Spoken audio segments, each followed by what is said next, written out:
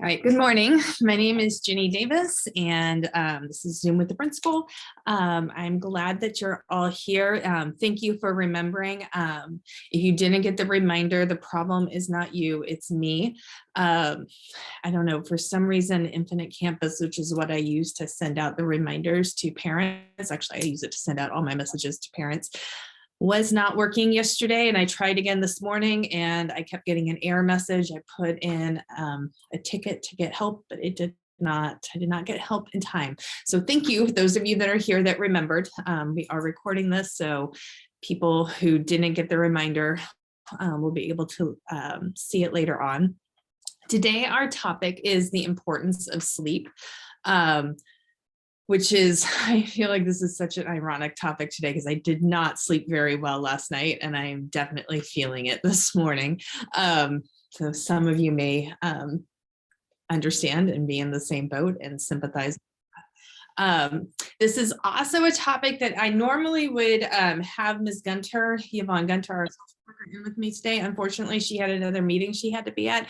So I'm really doing this on my own today. So parents that are here, hopefully you guys will put questions in the chat or take yourself off mute and ask questions and participate in the conversation. I really welcome you, especially today, to do that. I always welcome you to do that, but especially today. I think what I want to do is I want to start with showing you guys a short video. It's a little less than 5 minutes long. It's just kind of set the tone for what we're going to talk about today with the importance of sleep. Word of warning with this video, I mean, there's nothing bad in it, but it did make me feel like, oh my God, I have to go take a nap right now because I need more sleep.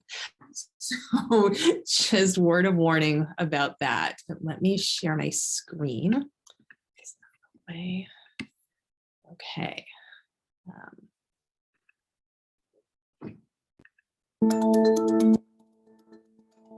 My name is Matthew Walker. I am a professor of neuroscience and psychology at the University of California, Berkeley, and I am the author of the book, Why We Sleep. We certainly know that a lack of sleep will actually prevent your brain from being able to initially make new memories. So it's almost as though without sleep, the memory inbox of the brain shuts down and you can't commit new experiences to memory. So those new incoming informational emails are just bounced and you end up feeling as though you're amnesic. You can't essentially make and create those new memories. We also know that a lack of sleep will lead to an increased development of a toxic protein in the brain that is called beta amyloid. And that is associated with Alzheimer's disease because it is during deep sleep at night when a sewage system within the brain actually kicks into high gear and it starts to wash away this toxic protein, beta amyloid. So if you're not getting enough sleep each and every night, more of that Alzheimer's related protein will build up.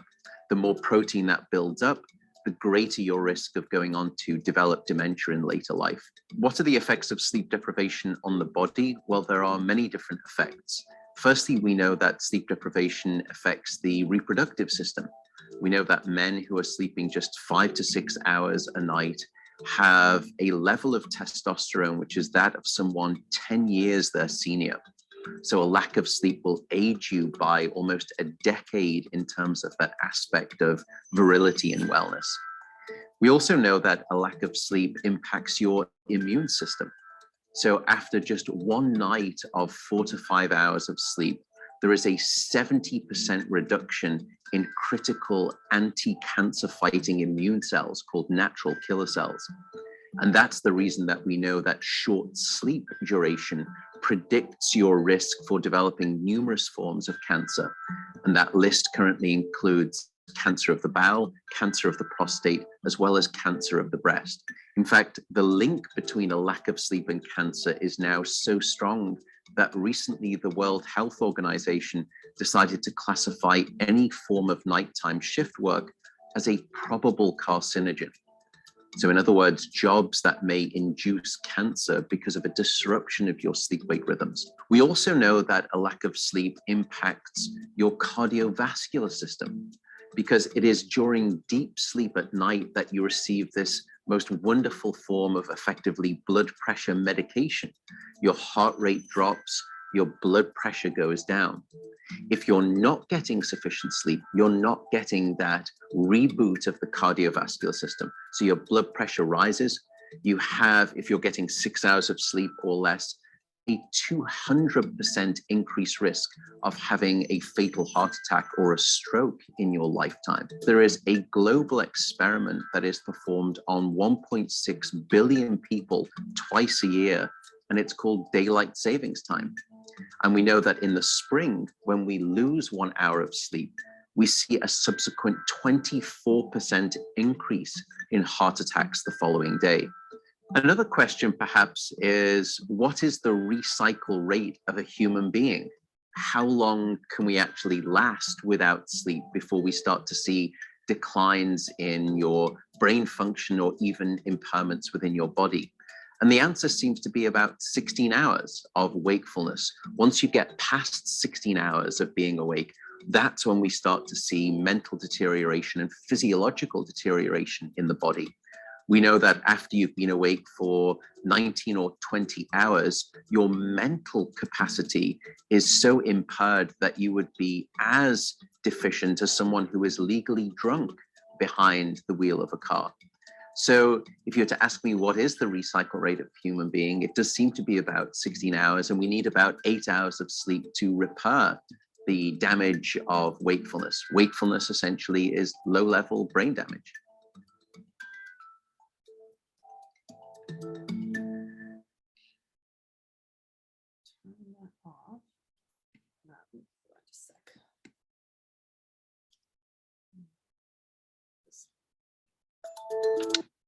All right.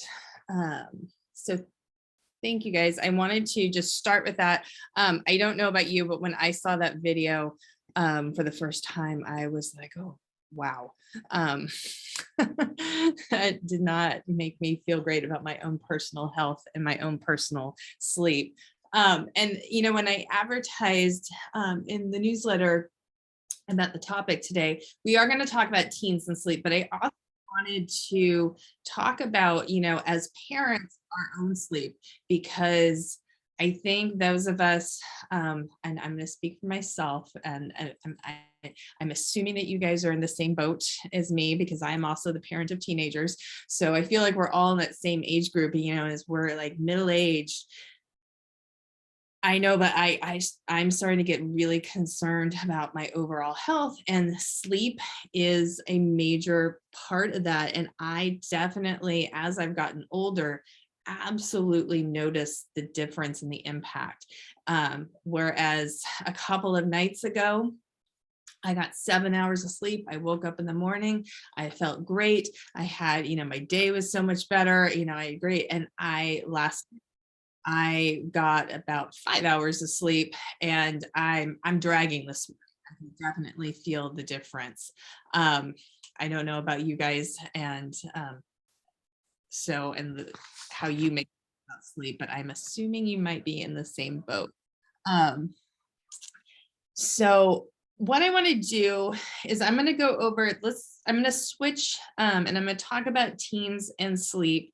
And I'm going to ask you guys some questions. And again, if you have questions or comments that you want to put in the chat, or if you want to raise your hand, please do so. Like I mentioned, those of you that came in a little bit late, normally Ms. Gunter would be with me when I do a topic like this, and she and I have a conversation. She unfortunately couldn't be here today. So I feel like I'm a little bit going to be having a conversation with myself, but I'm hoping that you guys will join in and help me out, so it's just not me talking to myself for the whole time. But if it is me talking to myself the whole time, that's fine too. Okay, so teens and sleep. And I think this is kind of hopefully you guys already know this as parents of teenagers, but maybe you don't. Teenagers, I don't think teenagers really know this about themselves, but teenagers need more sleep than we do as adults, and they actually need more sleep than like 8-year-olds do. You can equate the amount of sleep. Thanks, James, about that question. We're going to talk about the schedule change in a couple of minutes, so I'm going to hold on to your question for just a second. teens need at least 8 to 10 hours of sleep a night. And it's more equivalent to the amount of sleep that a newborn would need, with the amount of sleep that they need because of the physiological changes going through their body.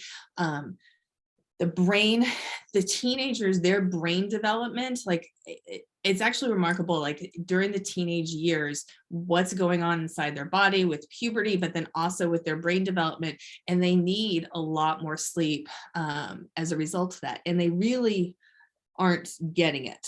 So I'm going to tell you about the impacts of what happens when they're not getting it. We'll also talk about why they're not getting it. And then we'll hopefully end today with some suggestions on what we can do as parents to get them to get more sleep. So as that video showed, it talked about, your attention and emails coming in, like you gave that analogy, the emails coming in and you're not able to respond to them. And then it also talked about, it's almost like your brain is getting Alzheimer's and your ability to retain information. So, you think about our teenagers in class when they're learning and at school, and they're not being able to retain that information that they're learning. And so the less sleep they're getting, the less learning that they're actually doing. There's a direct correlation. Also, one of the frequent things that we talk a lot about in these parent meetings is we talk about mental health. There's direct correlation, a lack of sleep and more mental health issues, including the anxiety, the depression, even bipolar disorders have been linked to the lack of sleep. There's like long-term health effects with lack of sleep. They've done studies that teenagers who don't get enough sleep at night, when they become adults, they're much more likely, they're a much higher risk of developing diabetes and long-term cardiovascular problems. They also, teens that don't get enough sleep, it affects the development of the frontal lobe, and that frontal lobe is where the decision-making process happens in our brain. And so students and teenagers being able to make good choices versus poor choices. So things like drug and alcohol use, smoking, risky sexual behavior, fighting, all the discipline problems that we see, like there's an uptick in discipline problems with students not getting enough sleep. So it's going to affect their mental health. It's going to affect their academic life. It's going to affect their behavior. It's basically, there's no upside of not getting enough sleep. And so that's one thing that when we talk to our teenagers about, so teens are going to say, and this is not just at Piedmont Hills, and I'm going to show you guys, let me find it real quick. One of our teachers, Lynn Murray, hold on, let me find it. One of our teachers, Lynn Murray, I told the teachers that I was doing this topic today. And so she surveyed her students in the beginning of the year. You guys can see this pie chart. So this was a survey that she did with her students. So there's 148 responses because this is Ms. Murray's classes. And it was, the question that she asked them was, on average, during a school week, how many hours of sleep do you get on school nights? So Sunday through Thursday nights, which are school nights. And you could see that of the recommended, I told you 8 to 10 hours of sleep is the recommended. That's this little 7.4% right here.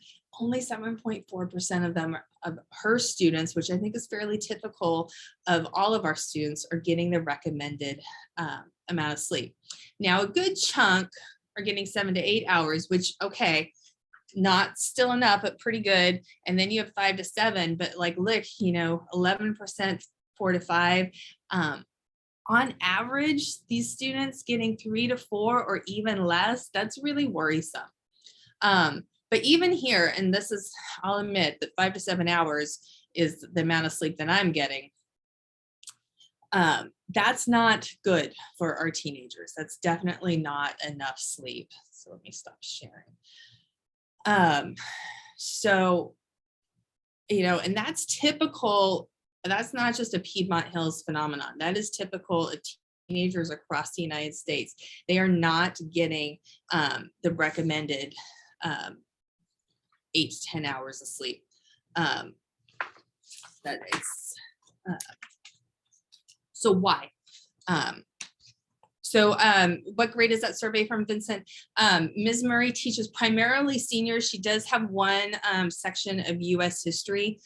So some juniors, but she teaches primarily seniors. She has the older students. And again, that's just a snapshot of like her students, but I do think that that's fairly typical of what we're seeing across the board. So why do our teenagers struggle with getting enough sleep? What's going on? Teenagers have a strong, and I have this article here that I will actually link to you guys when I send out the video. I'll send a link to this article so you guys can read the entire article. During the teen years, there's a strong tendency to be a night owl, where they want to stay up all night. They want to sleep in the morning. And that's just that's normal. That's part of the teenage brain. They don't start to feel tired until later in the evening. The teenage body takes longer to start producing melatonin, which is the hormone that our body produces that helps us promote sleep. And so if teenagers were allowed to sleep, there's this great line in this article, if allowed to sleep on their own schedule, many teens would get 8 or more hours of sleep, starting from about 11 p.m. or midnight to 8 or 9 in the morning. But traditionally, that's interfered with school time. So that's actually the reason state of California changed the start time this year to all high schools have to, in the state of California, all high schools have to start at 8:30. That the whole reason the state passed that law and did this change was all of these studies that our teenagers are not getting enough sleep. So we'll see. If there's an impact. I'm curious, and you guys please put in the chat, at home, are you seeing your child get more sleep because of the change of start time? I'm curious if you're seeing any difference. Those of you that are returning with our old schedule last year for this year, I am very curious. We've done, some anecdotal questioning of students about how they feel about the schedule. It's interesting because not only do we change the start time, but we also have the block days, like today's one of our block days. I think overall the students seem that they like the new schedule or they're neutral about it. I don't know if they're recognizing in themselves if they're getting more sleep. A lot of people, the doubters and the naysayers about this will say, well, teens will just go to bed later. I don't know if that's necessarily true. I was a big supporter of changing the start time. When my daughter was in high school, her high school started later than we did at Piedmont Hills. This high school that she went to, they actually did already start at 8:30. And so I felt like she was getting more sleep with that schedule than our students here in the past. So I'm hoping that the schedule will make a difference and help contribute to kids getting more sleep. Typically, another thing this article says, and you may see this at home, I know I definitely have been guilty of this certainly when I was a teenager. I was a teenager that would routinely on the weekends sleep till 2 in the afternoon. That teens try to catch up on their sleep on the weekends, and so they sleep in, but what that does is it exasperates their delayed sleep schedule, and it just kind of actually makes the problem worse, because then it's like setting that cycle up again. So if they sleep so much and they sleep so late on the weekends, if you sleep in Saturday night to Sunday and you're sleeping till 2 in the afternoon on Sunday, and then you have to try to go to bed at a normal time Sunday night, and then you're starting that cycle over on Monday morning where you're sleep deprived. And I see this, you guys know I have 2 kids. My daughter was definitely more like self-regulated and I didn't have to watch her sleep as much. My son, who is 13 and he's in the 8th grade, if we weren't on him and watching his sleep, he would easily stay up all night playing video games and then sleep all day. And during the summer, this definitely has happened where his sleep cycle just gets completely thrown off. And so what my husband and I have discovered with our son is we can't let him on the weekends stay up later and sleep in later. We have to keep him on the same sleep schedule on the weekends. Otherwise, he just gets completely thrown off. So it's going to be when I get to tips about what to do. That's one of the things I'll mention. So other reasons that teens don't get enough sleep, not only does their body clock just tell them to go to bed later, teens are really, you may know this being a parent of a teen, they are not great at time management. And oftentimes what they do is they don't schedule time for sleep. And I've seen this a lot, we've things with students where, especially students that are going to take AP classes, and we ask them to schedule in their time and figure out okay, how much time do they have if they do sports, if they have a job, how much time is homework, and managing their time. Students always forget to schedule in how much time they need for sleep, or they don't schedule in enough and they're like, oh, I can get 4 to 5 hours of sleep. And as we've established, that is not nearly enough sleep. And so they don't manage their time well to say, oh, I need this much sleep. Teens tend to overcommit. We are fighting this all the time, especially right now with homecoming, and trying to convince the students that they do not need to practice 2 hours a day for powder puff or skip practice or stuff like that for homecoming. And trying to convince them that they don't need to do that. They just look at us like we're the adults and we're crazy and we don't know what we're talking about, which I'm sure you can relate to. So just know that they don't always listen to us at school either, but they don't do a good job scheduling their time. Another thing that is keeping them from sleeping, and this is a fairly new as in when we were teenagers, we didn't have to deal with this, but the electronic devices, there was a 2014 study that found that 89% or more of teens keep at least one device in their bedroom at night. And that's probably, I would actually guess that that's higher. I think most teens use their phone as their alarm clock. I know my phone is my alarm clock. I think that's fairly typical of all of us. But having that phone in your room at night, it's there, it's the distraction.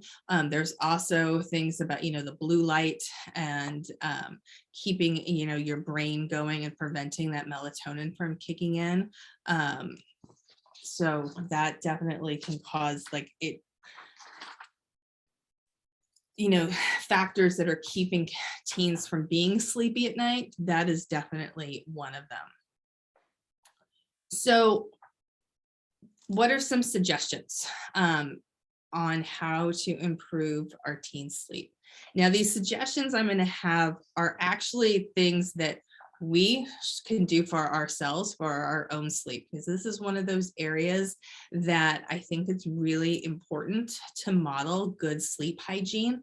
And that if we ourselves have good sleep hygiene, and then, hopefully your teen will see that and say, oh, I should do that too.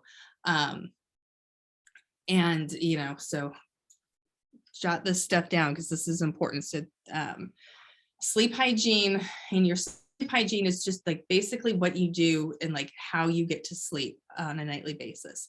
So the first thing is budgeting 8 hours of sleep, that time management, sitting down with your teenager and looking at, okay, this is everything I need to do. This is what time I need to get up in the morning, and figuring out that schedule, this is what time I need to go to bed. And I suggest for you guys, you as parents too, what time do you need to get up in the morning? I'm not going to lie, my alarm goes off at 4 o'clock in the morning. And it's every morning. I'm like, oh my gosh, that's terrible. My alarm goes off at 4 o'clock in the morning because I work out in the morning. And that's how I've like just been able to keep working out. That's something I have learned about myself. And believe me, I did not learn about this about myself until I was 46 years old. I went my whole life trying to like work out after work, and it was not working for me. And I finally learned that if I'm going to actually exercise on a regular basis, I need to do it in the morning before work, which means I have to get up really early. In order to do that, I had to backtrack and be like, what time do I need to go to bed at night? And I need to go to bed around 8 o'clock. So my sleep hygiene and my sleep schedule and what I need to do to wind down, I start that about 7:45 at night. And so that if I'm awake past 9 o'clock, which again, I was last night, and I'll tell you what went wrong last night, but it will completely throw me off. So budgeting that time for sleep and figuring out what do we need to do for sleep and how much sleep do I need to get? And so what time, just backtracking, this is what time I need to get up. So this is what time I need to go to bed. Creating a consistent pre-bed routine to help with relaxation and falling asleep fast. So there's two things, well, actually three things that I do every night. And if I don't do it, then it's harder for me to fall asleep. Actually, maybe I should say four things, because the first thing is putting my phone away and getting off social media and stop scrolling through Twitter and Instagram and all that, like putting the phone down. I'm done. Like, this is my cutoff time.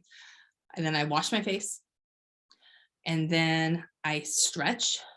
I do a 10-minute stretch because middle age is catching up, and I have definitely found that flexibility is better if I stretch before I go to bed, but it also helps relax me. And then I do a 10-minute sleep meditation. I'm a big proponent. I'm a fan of Peloton. And so I have the app and I use their sleep meditations. They're great. If anybody would like a free 60-day trial, email me and I will send you a link for a free trial. But you can go on YouTube and find sleep meditations like all over the place.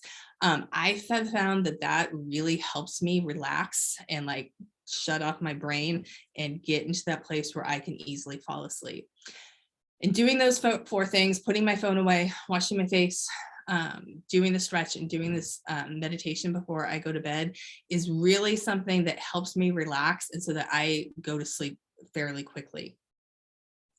Avoiding caffeine and energy drinks, especially in the afternoon and evening. I just do that naturally. I only drink caffeine in the morning, but with our teenagers, this is something that they may not realize is keeping them awake. And because they're teenagers and they don't think the stuff affects them. I know for myself, I didn't think caffeine affected me. I was in my 40s before I realized like, oh yeah, I really shouldn't be drinking caffeine at night. But encouraging your teen to avoid caffeine, and not just like in terms of coffee or like sodas or something like that, but those energy drinks that they do drink a lot of, that in the afternoon and evening, that they shouldn't be drinking them. And then putting away those electronic devices for at least a half hour before bed, and keeping them in silent mode so that they don't check them at night. I think most everybody has their phone on silent mode now anyway, that nobody wants the little dings for text and everything like that. But having them, and again, it's that alarm clock. It could be even better if they would plug it in a different room, but again, alarm clock, I get it. So if you can just like, okay, put them down, and like, I personally need to read a book or something like that to help, keeping that, winding down. So that could help too.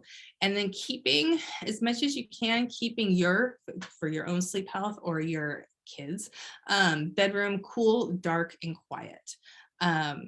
Especially it might be menopause, but if I get overly warm, I can't sleep. And so I have to have a cool bedroom. I think they've done studies that does promote better sleep. So there's a comment in the chat My daughter wants to sleep more, but the amount of schoolwork really does not allow her to do that. However, the schedule change actually lets her to be able to wake up later. It's good and it helps. Her go-to bedtime doesn't change, but the extra hour in the morning actually helps, especially for the first period class. Grace, thank you for saying that, because I think that was my suspicion with this. I didn't necessarily think the kids' bedtimes would change, but that they would, because school starts later, they're going to sleep later. Like they're teenagers, teenagers are going to get up in the morning at the last possible minute. And so that they would get that extra sleep overall, and that extra hour can make a big difference. The amount of schoolwork, and again, this is the time management and sitting down with your child. And I'm going to write myself a note to see if I can I'll send out to parents like a time management calendar schedule type thing, like a little worksheet that might help you with this. I'll find one that I've used in the past. And one thing, I would also check in with the teachers about how much homework they think they're giving, and are they giving time at the end of class. Most teachers give time at the end of class for students to start on homework. Students very rarely use that time. And I experienced this. I just had a conference a week and a half ago with my son's teachers, and was complaining, like, he's got so much homework at night and it's really hard. And they were like, well, he's not using that time in class. We see him, we encourage him to do that. But if he would use that time in class, he wouldn't have as much homework. That's something, have a very real conversation with your kid about that. Another thing I would say about homework, teens tend to think that they can multitask, meaning they tend to think that they can have their phone and be doing stuff on their phone and do homework at the same time. And with 100% of the time, I have no doubt in my mind that if we could convince teenagers to put their phone away and not look at their phone and just do homework without distractions, they would get through that homework so much faster. And so it might be a little like, make it a game, challenge your teenagers, like, hey, if they could do it, they'll get a prize. I don't know, whatever you need to do to convince them to just set a timer, put the phone away for 30 minutes and see how much homework they can get done in that 30 minutes without their phone there, without the distractions. And I think once they see for themselves that it works, hopefully they'll keep doing it. But that's, yeah. Because honestly, they shouldn't have more than like 2 hours of homework, and 2 hours is a lot. That's like a kid that's in a lot of AP classes, it has a lot of heavy duty classes. 2 hours of homework is probably, a reasonable expectation, but more than that, that should not be a nightly thing, more than that.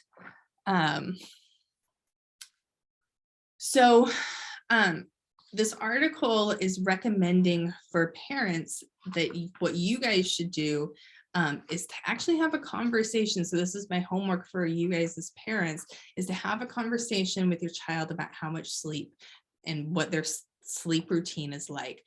Because a lot of times we think that they're getting enough sleep and we think that they're doing it, and they're not. And I know this is definitely true for me. I am so guilty of this because, again, I'm going to bed at like between 8 and 9 o'clock at night. My child is often still awake. And so do I really know when he's going to sleep? Because I'm asleep. And so, having that check-in with them.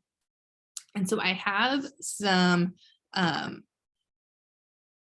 one other thing before I get to let's do that now.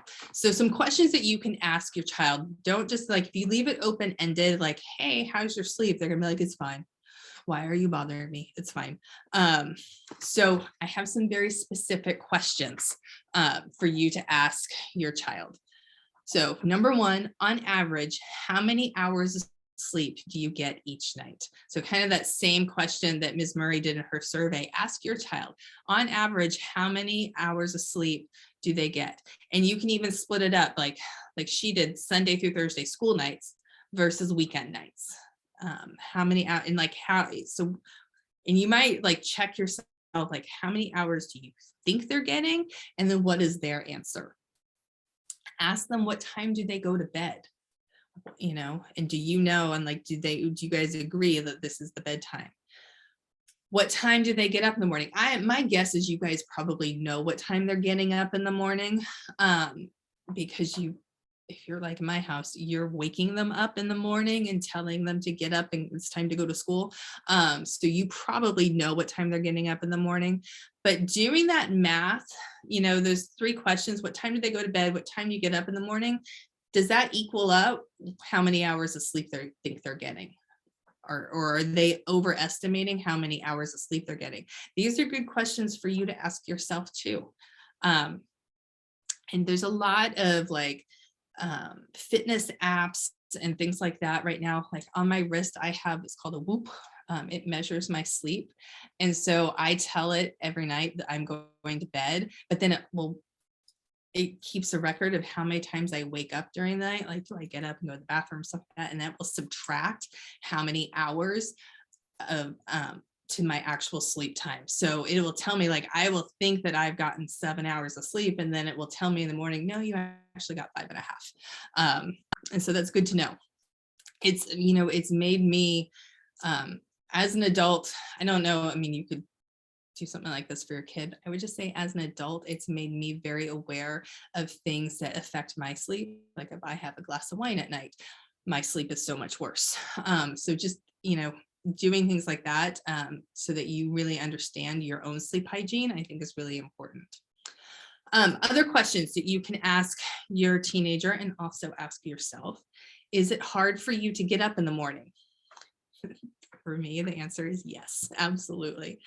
Do you fall asleep right away, or do you lie awake for a while? They say if you're getting a healthy amount of sleep, that you actually should like lay in bed for like 5-10 minutes. If you fall asleep right away, then you're not getting enough sleep. And I know for myself, I always, as soon as I close my eyes, like I am out, I'm falling asleep right away. Sometimes I wake up again, which is what happened last night. But but that's the next question. How many times do you wake up at night? And so that could be things like, do you have pets in the room? Is your room cool? Is your room dark? Are there things in the environment that are waking you up? Do you take afternoon naps? Does your teenager nap? Naps can be good, but they also can be detrimental if they're taking away from having regular sleep. So my husband used to do that before we were married. He would come home from work and he would take like a 3-hour nap after work, like in the late afternoon, early evening. He would nap, and then he would stay up until 2 a.m. and then get up at like 5:30. And that's just interrupted sleep. So if you're napping for more, or your teenager's napping more than 20 minutes, that's not great. Like 20 minutes can be restorative and like good, like a little power nap, but anything longer where you're really getting into that deep REM sleep, and that you should save that for bedtime. Okay. So where else do I want to go? One thing that, this may be, I don't want to cause any sort of tension between you and your kids.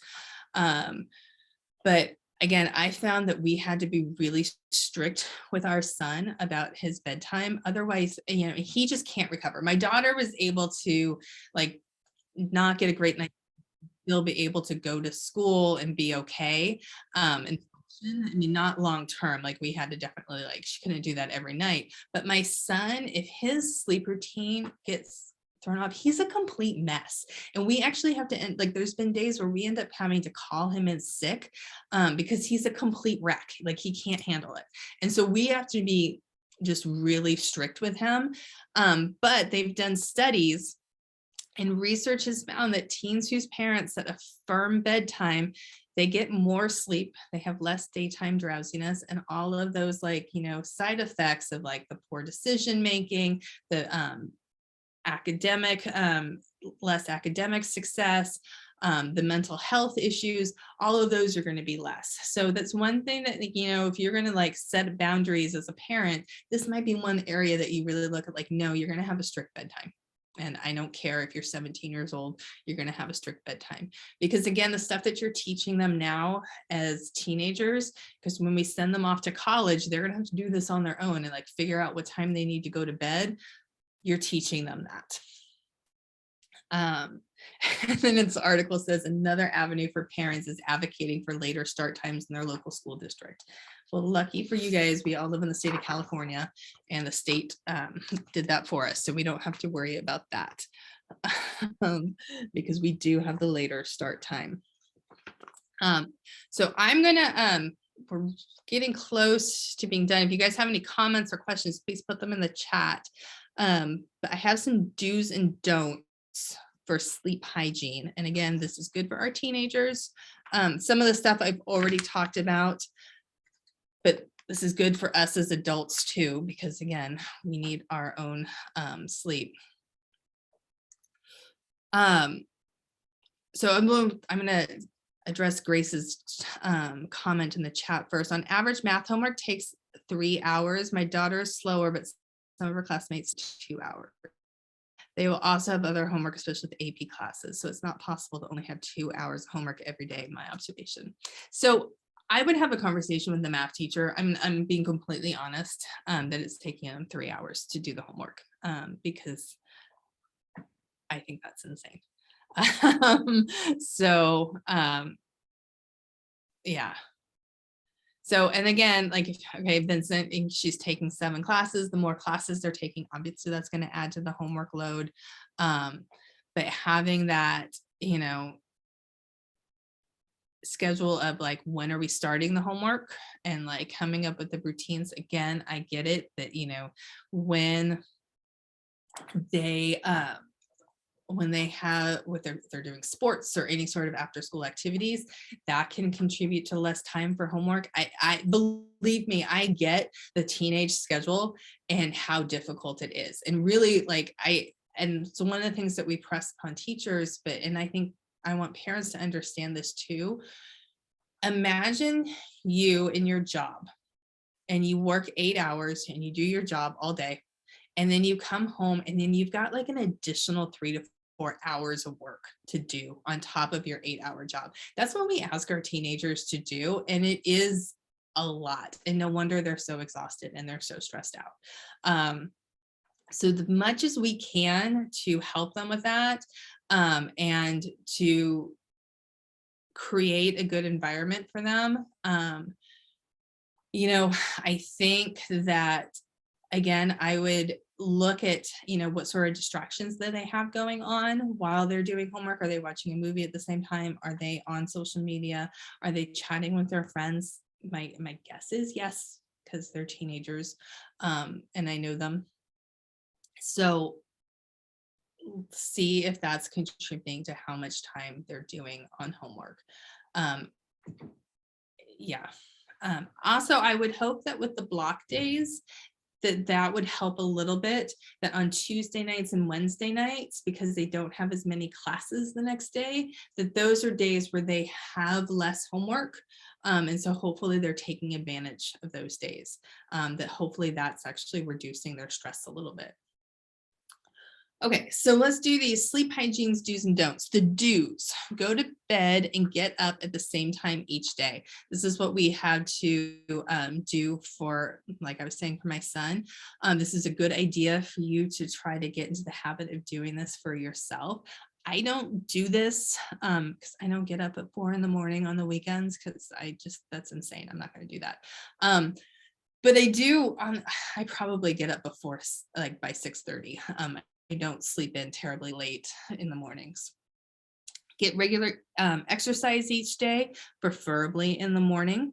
Get regular exposure to the outdoor bright lights, especially in the late afternoon when the time changes. Seasonal depression is a really big thing. And when it gets darker sooner, spending time outdoors is actually really important. One thing that, you can ask your kid, where do they eat lunch at school? Do they eat lunch inside a classroom, or do they actually eat lunch outside and enjoy the sunlight? Now, if it's raining, okay, it's raining, but we're in a drought. It doesn't rain all that often. So, ask them, are they eating lunch outside? We've got lots of benches and lots of outdoor space. That's a really good time for them to be getting some sunshine. Keep the temperature in your bedroom comfortable and on the cool side. Keep the bedroom quiet when sleeping. Keep the bedroom dark to facilitate sleep. This increases the production of melatonin, the sleep hormone. Use your bed only for sleep. I don't do that. I read in my bed all the time. Remove electronic devices from around your head when you sleep. So that was kind of an interesting thing. Like if they plug in their phone and they have it on the bed right by their head, that apparently is bad. Use a relaxation exercise just before going to bed. Like I said, I do my 10-minute stretch. I found that to be very, very helpful. Keep your feet and your hands warm. Wear warm socks and or mittens or gloves to bed. I'm just reading this for the first time. That's crazy advice. That would make me sweat so much. But I guess if your hands and feet get cold, you can do that. I would not be able to sleep. I can't sleep with socks on. Things that you should not do. You should not exercise just before going to bed because it keeps your heart rate up and actually makes it more difficult to sleep. Engage in stimulating activity just before bed, such as playing a competitive game, watching an exciting program or television, or having an important discussion with a loved one. That's what happened to me last night and why I did not sleep very well. One of my good friends was texting me. She's going through a lot of personal stuff, and it was right before I was like trying to go to bed. It was like 8:15, and it completely threw me off. And I was up for hours because of that. So I should have just put my phone away and seen those texts this morning and not last night. Having caffeine in the evening is bad. Coffee, teas, a lot of teas have caffeine, soda, of course, but chocolate also has caffeine. Read or watch TV in bed. Watch TV as I'm the type of person, I actually have to read before I can't fall asleep without reading. That's just a lifelong habit of mine. Go to bed too hungry or too full can disrupt sleep. Like I mentioned before, taking daytime naps every once in a while is okay, but if it's a habit, that can actually disrupt sleep. It says, don't command yourself to go to sleep.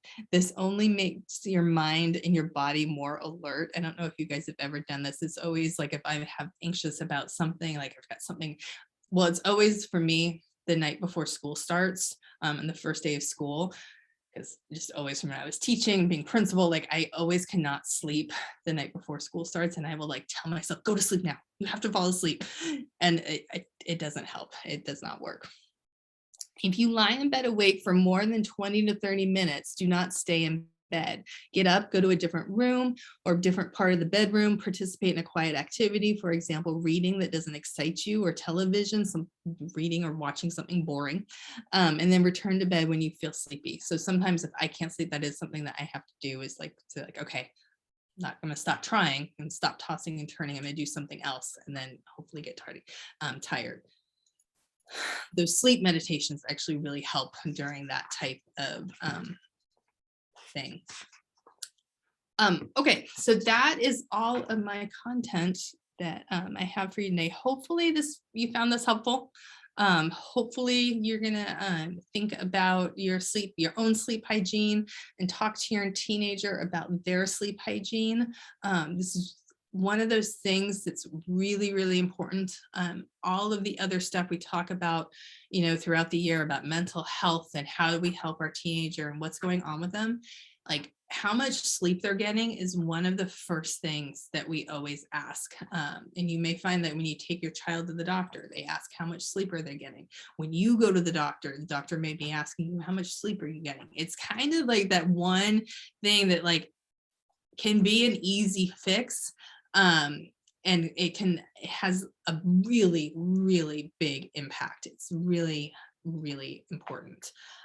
So This is like one of those, like, just, I want us to keep talking about this. We do this topic every year to spread the word about how important sleep is, so that hopefully as a society, because as a society, we do not get enough sleep.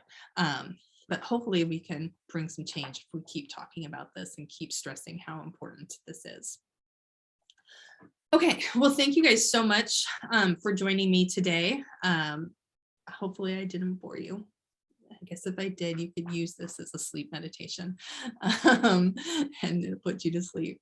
Next week, we're actually talking about vaping next week. This is another topic we do every year where we have somebody come in and they talk about all of the different changes and like vapes and what's new out there, because every year, every time we do this presentation, I learn something because there's always something new. And so this is one of those things that's really important to stay up on, and so that you know what's out there. Okay, thank you so much. Have a wonderful rest of your week. Get a good night's sleep tonight. Okay, thank you guys. Thank you. Welcome. Thank you. You're welcome.